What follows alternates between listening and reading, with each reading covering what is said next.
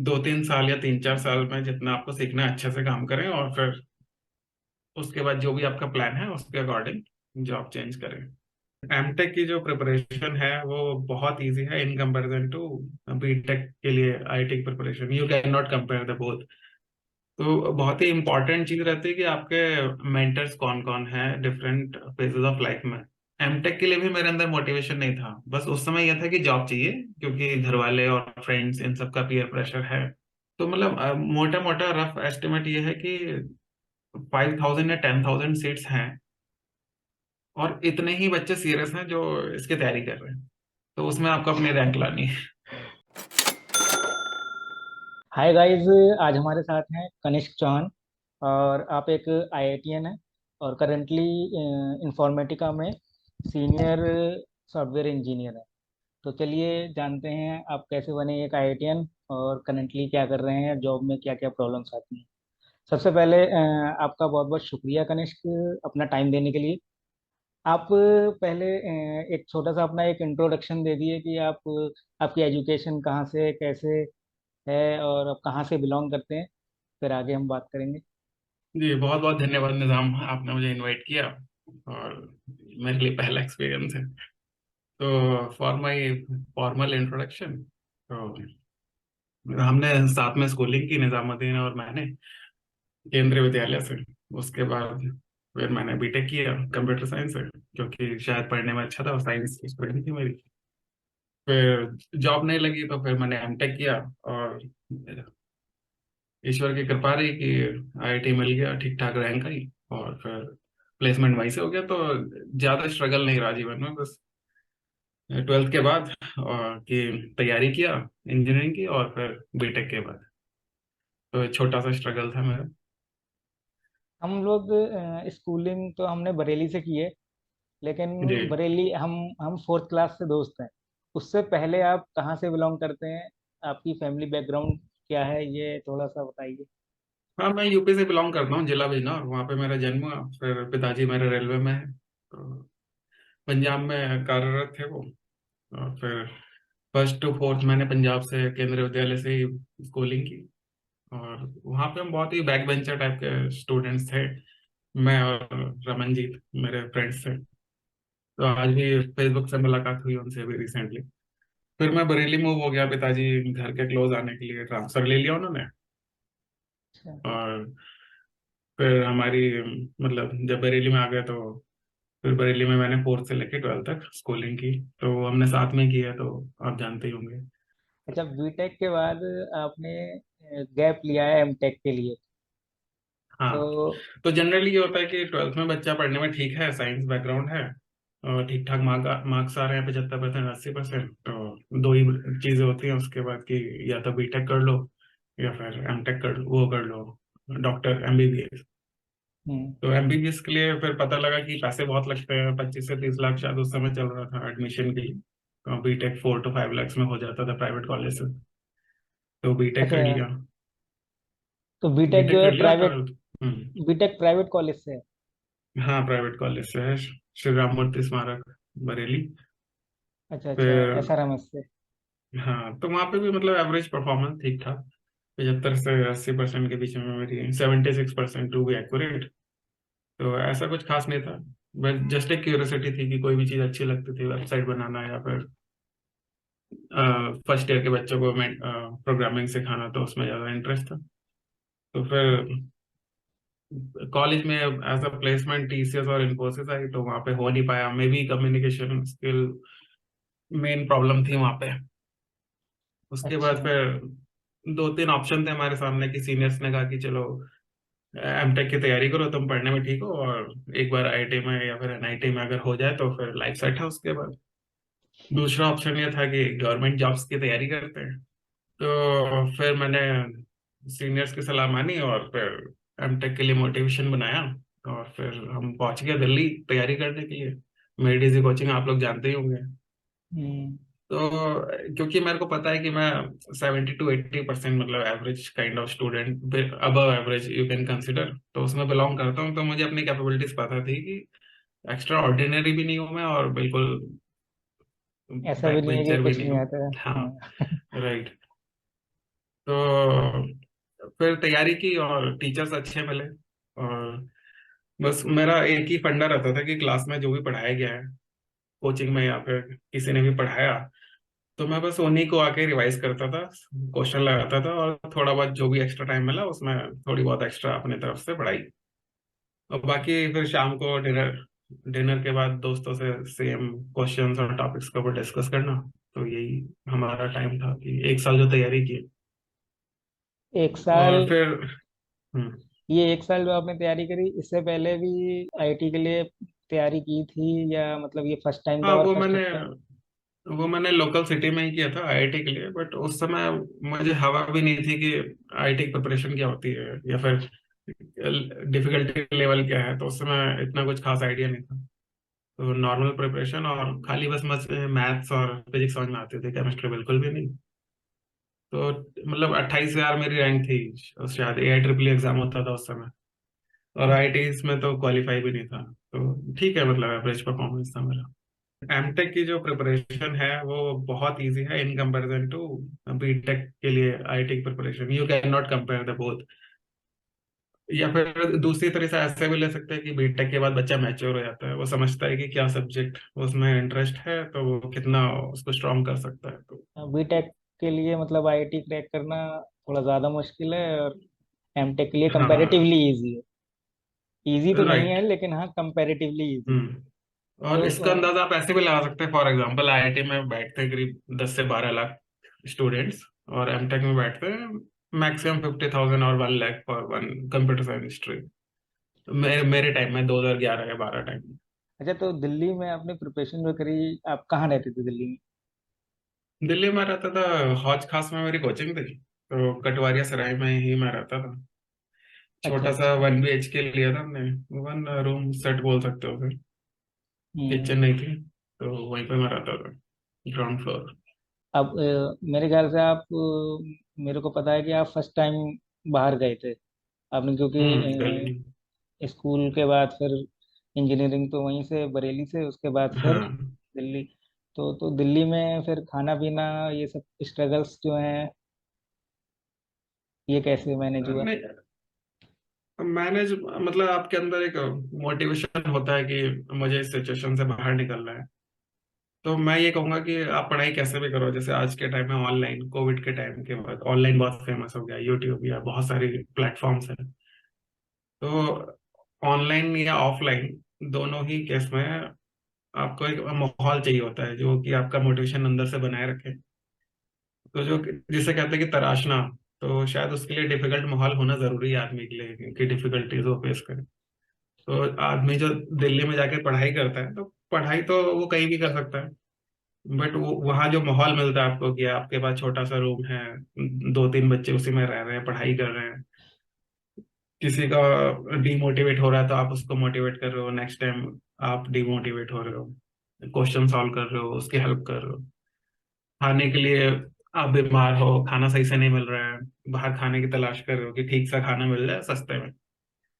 तो वो जो माहौल बनता है वो जरूरी है आदमी के लिए कि आगे भी जीवन में डिफिकल्टीज आनी ही है तो कैसे फेस करेगा। ये आदमी ने अगर ये फेस कर लिया तो नेक्स्ट टाइम भी कुछ ना कुछ मैनेज कर ही लेगा। अच्छा, तो तो कोई एग्जाम हो या कोई भी लाइफ का पड़ाव हो, तो डिफिकल्टीज आपको प्रिपेयर करते हैं कि आप जो है उनसे गो थ्रू कर लोगे। इसके बाद एमटेक में हो गया, फिर एमटेक के बाद जॉब कैसे? एमटेक में कंपनीज आती हैं आपके। मतलब मेरा कॉलेज आईआईटी हैदराबाद था, तो प्लेसमेंट वगैरह का अच्छा था। तो कंप्यूटर साइंस की काफी कंपनीज ने वहाँ पर विजिट किया, और कॉल कैंपस से क्रैक करना इजी रहता है प्लेसमेंट वगैरह। तो वहाँ से मेरा इंफॉर्मेटिका में मैंने ज्वाइन किया 2015 में। 15? अच्छा, आप हाँ, 15 से अभी तक ट्वेंटी इंफॉर्मेटिका ट्वेंटी में थ्री ही हैं? हाँ जी। आपने चेंज नहीं करा, जॉब चेंज चेंज नहीं करी? करने के लिए मतलब 2-3 मोटिवेशन होते हैं आदमी के पास कि थोड़ा सा ज्यादा पैसा हो या फिर लर्निंग। मतलब 2-3 मोटिवेशन है। तो पैसा इतना ज्यादा भी नहीं है, इतना कम भी नहीं है, ठीक ठाक है, मतलब कंफर्टेबल लाइफ। और हम्म। लर्निंग के मामले में मैं समझता हूँ कि इन्फॉर्मेटिका में काफी डेप्थ है अभी। जो कि मेरे को स्टिल एक्सप्लोर करनी है, बट डोमेन शायद लिमिटेड है, डेटा इंटीग्रेशन या फिर spark Hadoop open source technologies. तो मतलब लर्निंग के काफी अपॉर्चुनिटीज हैं। तो अभी अच्छा तक इस तो मुझे ऐसी, हाँ, कमी खली नहीं। पैसे के मामले में थोड़ी खल सकती है, तो we can think of switch किया हम्म, जाए। हम्म, बट सजेस्ट मतलब जो फ्रेशर्स हैं उनको सजेशन यही है कि 2-3 साल या 3-4 साल में जितना आपको सीखना है अच्छे से काम करें, और फिर उसके बाद जो भी आपका प्लान है उसके अकॉर्डिंग जॉब चेंज करें। अच्छा दिल्ली में आप जो एक साल आपने तैयारी करी, हम्म। तो आपने जैसे मोटिवेशन डिमोटिवेट हो रहे हैं तो किसी ने मोटिवेट किया या आपने दूसरे को मोटिवेट किया, हम्म। उसके अलावा एक ये तो मतलब कभी कभी होता है, सबके साथ होता हम्म। है कि ये तो मुझसे हो नहीं रहा करेक्ट। है, मेरे से ये क्वेश्चन हम्म। सॉल्व नहीं हो रहा, मेरे से तो आईआईटी नहीं होगा या ये नहीं होगा वो नहीं होगा। तो इसमें एक दूसरे को मोटिवेशन आप दे रहे हैं। अब ऐसी भी सिचुएशंस आती हैं कि कुछ लोग लाइन ही चेंज कर देते हैं, क्योंकि मैंने हम्म। देखा है कि अभी आज तैयारी कर रहे हैं आईआईटी की और कल ये हुआ कि नहीं अब हमसे नहीं होगा, और फिर हाँ। वहीं पे कुछ और शुरू कर दिया। करेक्ट, तो करेक्ट। ऐसी चीजें आपने मतलब आपके जो रूममेट्स थे या और साथ में लोग थे, तो क्या उनका क्या रहता है, कैसे मतलब फिर कैसे मैनेज होता है? हाँ, निजामुद्दीन, मतलब इसमें तो मैं ये कहना चाहूंगा कि जिस भी फील्ड में आप एंट्री कर रहे हैं, कंप्यूटर साइंस हो या फिर कोई बिजनेस हो या कुछ भी हो, जिसके बारे में भी आप सोच रहे हैं, तो थोड़ी सी रिसर्च जरूरी है एंट्री करने से पहले, कि आपका इंडस्ट्री कितनी बड़ी है, उसमें सैलरी वगैरह कैसी है या फिर ग्रोथ की अपॉर्चुनिटीज कैसी है। तो जैसे कि मैंने बताया कि 12th के बाद ऑप्शन था एमबीबीएस या फिर कंप्यूटर साइंस, मतलब इंजीनियरिंग। तो इंजीनियरिंग में भी बहुत सारी ब्रांचेस हैं, मैकेनिकल, इलेक्ट्रिकल, कंप्यूटर साइंस। हम्म, तो वहां पे बस खाली एक ही मोटिवेशन था हमारे पास कि 12th के बाद कि इंजीनियरिंग में हो जाए, वो भी कंप्यूटर साइंस से। क्योंकि उस समय हमारे सीनियर्स थे तो बोलते थे कि 12 लाख पैकेज है, स्टार्टिंग 16 लाख, 32 लाख। तो बोला इंडस्ट्री तो बहुत अच्छी है, और सैलरी पैकेज या पैसा भी उसमें काफी है, ग्रोथ भी काफी दिख रही है, और जिस तरह से डिजिटाइजेशन है, तो मतलब मोटी मोटी चीजें हैं जिससे कोई भी बच्चा डिसाइड कर सकता है कि इंडस्ट्री साइज कितना है और ग्रोथ की अपॉर्चुनिटीज कैसी रहती है। फिर दूसरा ये कि आपका मतलब उस फील्ड की आपके अंदर समझ है कि नहीं, थोड़ी बहुत वो परख ले, मतलब बेसिक समझ तो होनी चाहिए कि आप कितना जल्दी ग्रैस्प कर रहे हैं चीजों को। तो वो आप कोचिंग या फिर किसी मेंटर या फिर किसी भी पर्सन से सीख सकते हैं। तो बहुत ही इंपॉर्टेंट चीज रहती है कि आपके मेंटर्स कौन कौन है डिफरेंट फेजेस ऑफ लाइफ में। जैसे ट्वेल्थ, जब बच्चा 12th में होता है तो मोस्टली कोचिंग वाले या फिर स्कूल में ही कुछ ऐसे टीचर होंगे जो आप एज ए रोल मॉडल देखते होंगे उनको। तो once you cross your 12th, उसके बाद आप इंजीनियरिंग में या फिर कोई भी फील्ड में हो, तो वहां भी आपको कुछ ऐसे टीचर या फैकल्टी मिलेगी जो आपके रोल मॉडल की भूमिका निभाएंगी। तो वो मतलब वो लोग बहुत जरूरी हैं, उनसे सीखना। और उनका क्या दृष्टिकोण है जीवन के इन पॉइंट्स को लेकर जो हम डिस्कस कर रहे हैं, कि मोटिवेशन के टाइम में, डिमोटिवेशन के टाइम में क्या करना है, और किस फील्ड में जाना है, फील्ड चेंज करना है कि नहीं, राइट टाइम है कि नहीं। तो थोड़ी बहुत रिसर्च जरूरी है एंट्री करने के लिए। और अगर आप स्विच कर भी रहे हैं तो हाँ, मतलब ठीक है, ये नहीं बन रहा तो ठीक है, नेक्स्ट फील्ड आप चूज कर रहे हैं तो उसके लिए आप थोड़ी बहुत रिसर्च कीजिए और फिर डिसीजन ले लीजिए। सही होगा नहीं होगा वो ऊपर वाला भी हेल्प करेगा, और आप बाकी आपकी मेहनत, तो कोई बुराई नहीं है चेंज करने में भी। अच्छा मतलब ये है कि क्योंकि ये अक्सर होता है जब डिमोटिवेशन होता है तो हम्म। इंसान ये सोचता है कि अब मैं तो ये नहीं कर पाऊंगा, अब मैं क्या करूं, ये कर लूं, वो मेरा दोस्त जो है वो तो ये कर रहा है लेकिन हम्म। मेरा कुछ नहीं हो रहा है। तो इस सिचुएशन राइट, में राइट। इंसान सोचता है कि हाँ मुझे क्या करना चाहिए, मैं स्विच करूं। लेकिन हाँ ये सजेशन सही है, मेंटरशिप तो मैं भी बहुत ज़रूरी समझता हूँ। अगर सही गाइडेंस मिल जाती है तो सही टाइम पे सही डिसीजन हम्म। इंसान ले पाता है। लेकिन अक्सर हम्म। यही होता है कि सही गाइडेंस ही नहीं है, राइट, और राइट। खास करके छोटे शहरों में तो बिल्कुल दिक्कत हो जाती है। काफ़ी बहुत से स्टूडेंट्स, मेरी बहुत से लोगों से बात होती है, वो यही कहते हैं कि हम्म। पता ही नहीं होता कि क्या करना है, बस ये है करेक्ट, कि करेक्ट। सब एडमिशन ले लिया और ये करना है, ये कोर्स चल रहा है, बस चलते रहते हैं ऐसे ही। फिर आगे हाँ, क्या है कुछ निजामुद्दीन पता ही नहीं। मतलब इसमें कोई बुराई नहीं है, हम लोग बहुत ही मिडिल क्लास फैमिली से हैं, तो जो भी हमें सजेशन देने वाले हैं, जैसे मैं अपने पिताजी की बात बताऊं तो गवर्नमेंट जॉब में हैं, तो उन वो जिन लोगों को फॉलो करते थे कि उनके बच्चे ने आईआईटी से इंजीनियरिंग की और उसके बाद आईएएस की तैयारी की और वो वेल सेटल्ड है, तो वो हमसे हम्म। भी एक्सपेक्टेशन कर रहे हैं कि ये भी आईएएस की तैयारी करेगा, जबकि मेरा ऐसा कोई इंटरेस्ट नहीं है और ना ही कभी फ्यूचर में शायद हो कि मैं हम्म। इंडियन पॉलिटिक्स या इस सब के बारे में जानने की कोशिश करूं। तो जैसे मतलब मेरे जीवन में एक बहुत बड़ा पॉइंट था कि एमटेक के लिए भी मेरे अंदर मोटिवेशन नहीं था, बस उस समय यह था कि जॉब चाहिए क्योंकि घर वाले और फ्रेंड्स इन सब का पीयर प्रेशर है। तो हम्म। एमटेक की मेंटरशिप मेरे पास नहीं थी कि कोई मेरे को ऐसा मिले कि जो ऑलरेडी आईआईटी में है या फिर ऑलरेडी जॉब में है और वो मुझे गाइड कर पा रहा है या मेरे अंदर मोटिवेशन जगा पा रहा है। तो हम्म। एमटेक की तैयारी के लिए भी मैंने 2-3 महीना खुद से एफर्ट लिया कि मैं लोगों से मिलूं। तो मैं डिफरेंट कोचिंग्स को अप्रोच करता था, उनसे कांटेक्ट करता था, तो वो बोलते थे कि ठीक है डेमो क्लास ले लीजिए, आप आ जाइए। अच्छा। तो मैं उसके लिए रुड़की गया। ग्राफिक एरा देहरादून की यूनिवर्सिटी है, तो उसकी हम्म। फैकल्टी वहाँ पे पढ़ाती है रुड़की में। तो मैं अच्छा। उनसे जाके पर्सनली मिला कि सर मेरा ऐसा ऐसा है, मैं कोचिंग करना चाहता हूँ और ये मेरा बैकग्राउंड है। हम्म। तो बेसिक उस बंदे ने, उस फैकल्टी ने मेरे को 45 मिनट्स अपनी क्लास में बैठाया। क्लास के बाद मुझे टाइम दिया 1-to-1 की मेंटरशिप कि एमटेक क्यों करना है, खाली प्लेसमेंट के लिए करना है या फिर जीवन चेंज होता है इससे, और आगे क्या क्या पॉसिबिलिटीज हैं कि आप उस एमटेक करोगे तो आपको फैकल्टी इतनी अच्छी मिलेगी कि वो आपको गहराई बताएगी, और उसके बाद पैसा मतलब खुद पीछे चल के आएगा कि आप माइक्रोसॉफ्ट या गूगल में जाने के लिए एलिजिबल होते हो, उस लेवल की आप तैयारी करोगे और उस कॉन्सेप्ट को समझोगे। प्रॉपर मेंटरशिप चाहिए थी जो मुझे उस फैकल्टी ने प्रोवाइड कराई, और आज तक मैं मतलब शुक्रिया अदा करता हूँ उनका, ये सोशल प्लेटफॉर्म के थ्रू, कि सर मतलब आपकी वजह से जो है मेरे अंदर प्रॉपर मोटिवेशन आया कि मैं प्रॉपरली पढूं उसको। अदरवाइज मैं उसको एज ए कोर्स की तरह ट्रीट करता कि ठीक है, लगा लगा लगा तो ठीक है, नहीं तो मैं सोचूंगा स्विच करने का, फील्ड चेंज कर लेते, नहीं हो रहा है।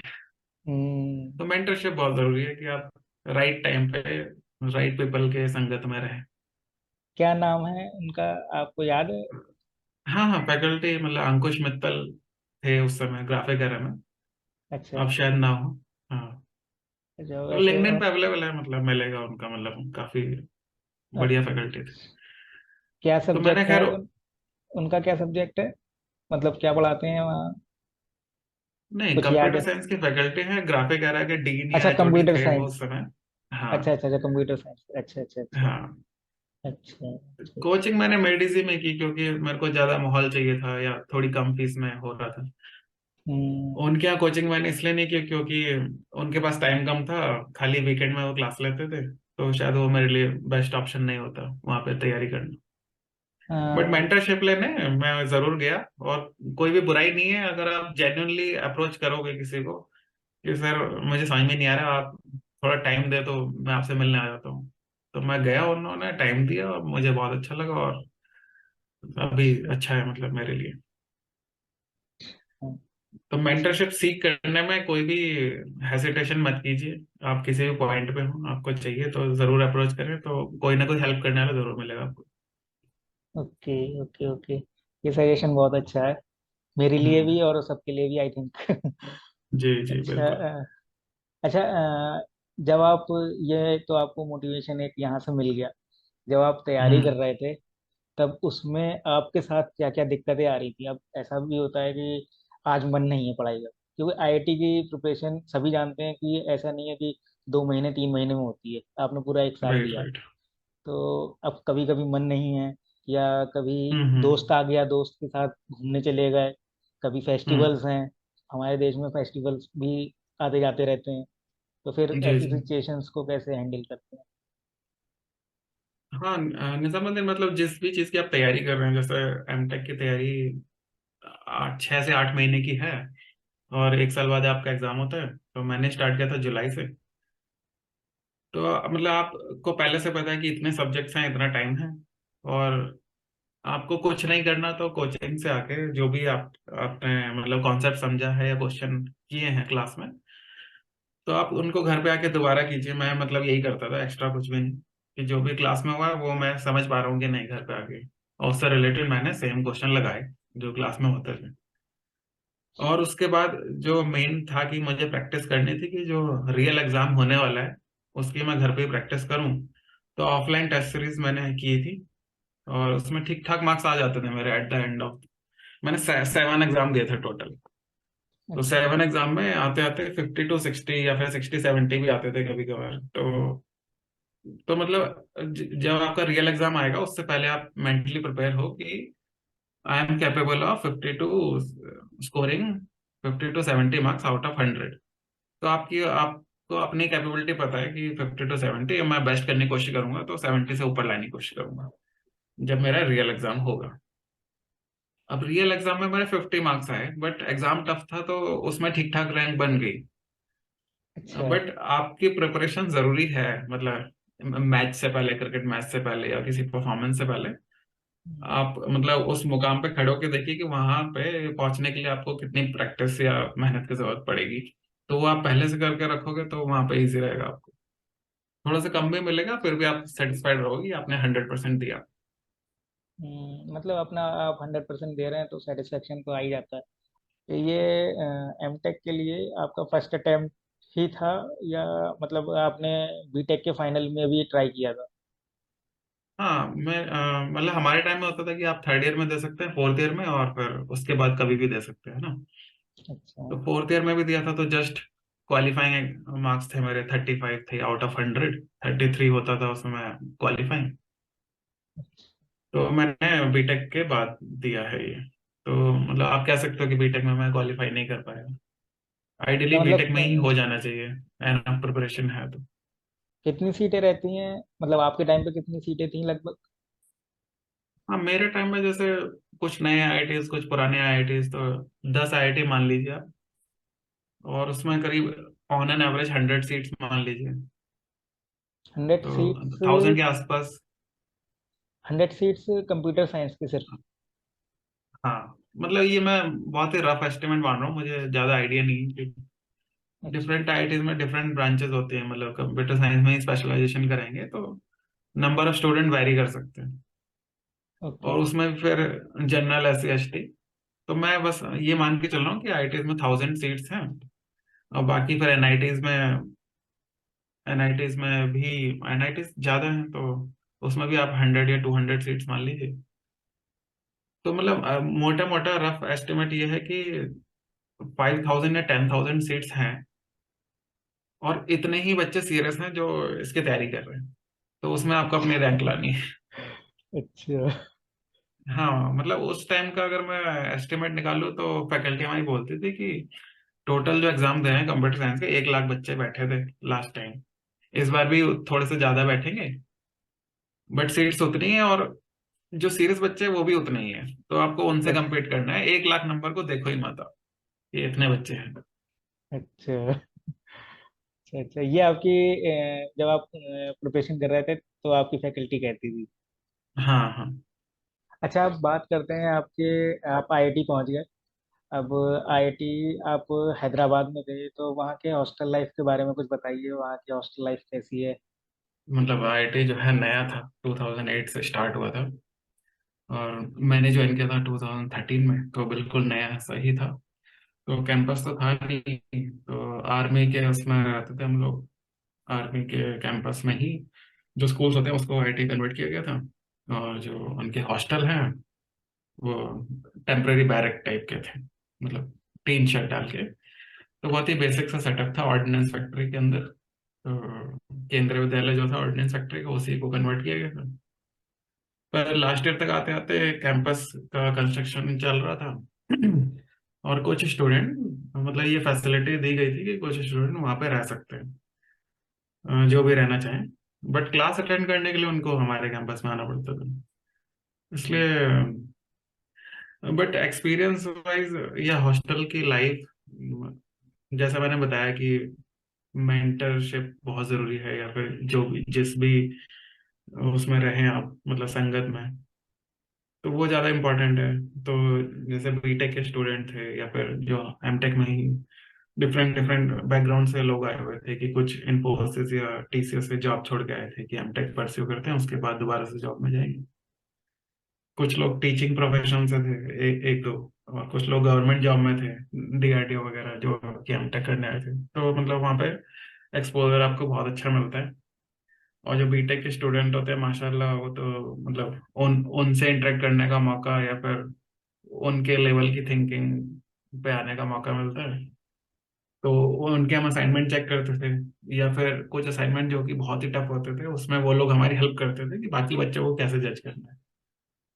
तो हाँ, हॉस्टल लाइफ मतलब बहुत ही अच्छी रही मेरी। तो हम लोग लैब में ही मतलब पूरे टाइम गुजारते थे, कि सब लोग लैब में हैं, और हमें कुछ प्रॉब्लम आ रही है तो उनसे पूछ लिया, या उनको कुछ प्रॉब्लम आ रही है थ्योरेटिकली, तो वो लोग हमसे पूछते थे। तो काफी अच्छा सीन था। तो ये टीन शेड वाली बात जो है, हम्म। मतलब आर्मी के बैरक में और टीन शेड में तो गर्मियों में तो बहुत बुरा हाल हो जाता होगा। हाँ, तो जैसा कि मैंने बताया कि मोस्ट ऑफ द टाइम हम लैब में ही रहते थे, और जो लैब है वो हॉस्टल में ही थी अंदर, सारी फैसिलिटी हॉस्टल में ही, क्योंकि कॉलेज जैसे बताया बहुत छोटा सा था, केंद्रीय विद्यालय जितना छोटा सा, तो सारी फैसिलिटी हॉस्टल में ही प्रोवाइड करने की कोशिश करी गई थी। तो अच्छा। जितने भी लैब्स थी या फिर और भी मशीनरी थी हैवी, वो सब हॉस्टल में ही। ठीक, ओके ओके। तो ये बिल्कुल घर जैसा था, बस क्लास अटेंड करने हम जाते थे या प्रोफेसर से मिलने जाते थे कॉलेज। और अच्छा कभी कभी मतलब ऐसी भी जरूरत पड़ती थी कि प्रोफेसर आते थे हमारी हॉस्टल पर, कि लैब में ही क्लास ले रही है वो, या असाइनमेंट समझा रही है। अच्छा। तो मतलब बढ़िया एक्सपीरियंस था मेरा। वहाँ वो सिटी के अंदर है हैदराबाद में या आउटर एरिया है? नहीं, सिटी से 40 किलोमीटर आउटसाइड जाना पड़ता है आपको। ट्रेन जो है 40 किलोमीटर लेगी शंकरपल्ली तक जाने में। तो अच्छा। वहां पे था आर्मी या ऑर्डिनेंस फैक्ट्री, मतलब भारी होता है कैंपस। हम्म। और अभी जो नया वाला है वो शायद शहर के अंदर तो नहीं कह सकते, बट ठीक है, थोड़ा सा। मतलब बाउंड्री पे। अच्छा, थोड़ा सा करीब है। अच्छा, तो हम्म। शहर और जाना भी होता था या छुट्टी उट्टी मिलती थी कभी वीकेंड, मतलब संडे, एक छोटे संडे तो रहती ही है, वैसे कभी कुछ हॉस्टल हाँ, में एमटेक में प्रोग्राम्स? क्या होता है कि फर्स्ट ईयर आपको नॉर्मल सब्जेक्ट्स रहेंगे, जितने भी सब्जेक्ट्स हैं, 8 या 6 जैसे भी हैं। और सेकेंड ईयर में आपकी थीसिस रहती है, मतलब जो भी आप प्रोजेक्ट कर रहे हो या थीसिस कर रहे हो वो। तो सेकेंड ईयर में आपके पास टाइम ही टाइम है कि आप जो एक्सप्लोर करो या फिर घूमने जाओ। तो अच्छा। शहर जाते थे हम, मतलब हुसैन सागर, और म्यूजियम थे वहाँ पे, या गोलकोंडा फोर्ट, इस तरह की चीजें। ये आर्मी बैरक जो था, इससे पहले मतलब आर्मी के जवान वहाँ पे रहते होंगे, तो वो लोग भी कभी विजिट करते थे आप लोगों को कि आप देखें कैसा है हमारा बैरक? ऐसा नहीं नहीं, कुछ हुआ? मतलब बैरक बैरक नहीं बोल सकते उसको, जस्ट दैट कि वो टेम्परेरी सेटअप था, कि दीवारें कार्डबोर्ड की, मतलब कुछ सीमेंटेड, बाकी दीवारें कार्डबोर्ड की, पार्टीशन डालने के लिए, और ऊपर से टीन शेड। हाँ, मतलब बैरक नहीं बोल सकते। बाकी उनका जो ऑर्डिनेंस फैक्ट्री के वो थे, मतलब आर्मी वाले कह लो उनको लेमैन टर्म्स में, तो उनके रेजिडेंशियल प्रॉपर था उनका, मतलब जैसे रेलवेज के फ्लैट होते हैं ना, मतलब अच्छा अच्छा। हाँ, उस तरह का रेजिडेंशियल प्रॉपर्टी थी उनकी प्रॉपर। और ऑर्डिनेंस फैक्ट्री थी, उनका मंदिर भी बना हुए थे बीच में। तो मैं तो मतलब गुरुद्वारे जाता था कि प्रसाद मिलेगा और थोड़ी देर बैठने का मौका मिलेगा। तो अच्छा वहीं पे थोड़ा बहुत इंटरेक्शन होता था, कि हाँ कहाँ पढ़ाई कर रहे हो, कहाँ से आए हो, बस नॉर्मल बात है। अच्छा। और चेक पोस्ट पे वो खड़े ही रहते थे, एंट्री एग्जिट, बस इस तरह का था सीन। क्या उससे है? बाहर जैसे ही आप बाहर निकलोगे तो छोटा सा विलेज, अच्छा। जहाँ पे छोटी मोटी दुकानें खाने पीने की। वहाँ का फूड कैसा है? फूड खाना? मतलब साउथ में आप आओगे तो इडली डोसा सांभर मतलब बहुत ही कॉमन है। तो हम्म, पहले तो नहीं पसंद आता था मेरे को, बट अभी हर जगह अवेलेबल है, तो पसंद आ ही जाएगा, मतलब ऐसी कोई बात नहीं। मेरा सवाल ये था कि हम्म। हैदराबाद का फूड कैसा है वहाँ पे, मतलब वहाँ पे और जैसे हम यहाँ पे बरेली साइड में खाते हैं थोड़ा ज़्यादा चटपटा टाइप का। और वहाँ हैदराबाद हैदराबाद की बिरयानी बहुत फेमस है, लेकिन आप नॉन वेज नहीं खाते हैं आई थिंक। हाँ, नॉनवेज नहीं खाता हूँ। तो नहीं, वहाँ फूड में जैसे मैंने बताया, मेरे को तो सिंपल ही पसंद है। और नॉर्थ साइड का ना भी मिले तो इडली डोसा सांभर सब जगह मिलता है। तो अगर आपको पसंद है या खा सकते हैं आप, तो हर जगह है अवेलेबल। मतलब बाकी ऐसी करंट कोई स्पेसिफिक डिमांड नहीं है कि वही चाहिए, नॉर्थ का ही चाहिए या वही हाँ, टेस्ट चाहिए। हाँ, कुछ लोग मतलब जैसे मैं तो फूडी टाइप का हूँ। कुछ लोग फूडी अच्छा। टाइप के होते हैं, वो ये चीज़ें देखते हैं हम्म। कि क्या मिलता है क्या नहीं मिलता। Okay, thanks a lot Kanishk आपके या टाइम के लिए। और फिर इंशाल्लाह आपसे बात करेंगे आगे।